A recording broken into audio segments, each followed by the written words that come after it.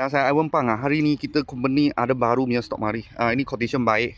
Dalam pun okey, banyak cantik. Tahun 2012, Nissan Selfie 2.0 Nissan Selfie 2.0 harga cuma jual 16,800. Boleh nampak dia punya cap masih okey lagi punya. Okey, tadi saya sudah test lah.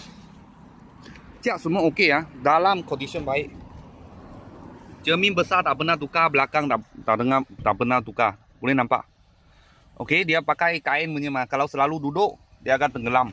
Tapi tepi tak ada.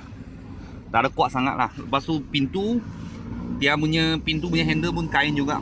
Macam sofa lah. Mileage dia 120 lebih, tak silap Okey, kat sini. Dalam punya condition test port semua cantik. Takut dia test port crack mah. Okey, tapi ini test port semua cantik Tak ada barang pecah ke crack. Semua cantik. Belakang macam ni. Okey, owner ada jaga kereta punya, tengok. Ada letak satu cover. Dia takut abuk kena dia punya kapek lah.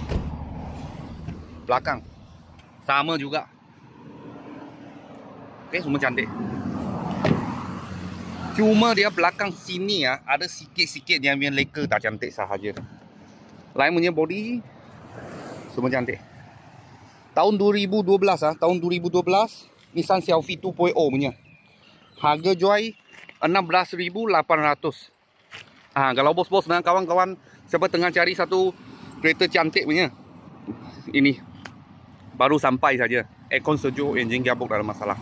Kalau ada apa murah-murah kereta, saya akan video lagi. Thank you bos, thank you.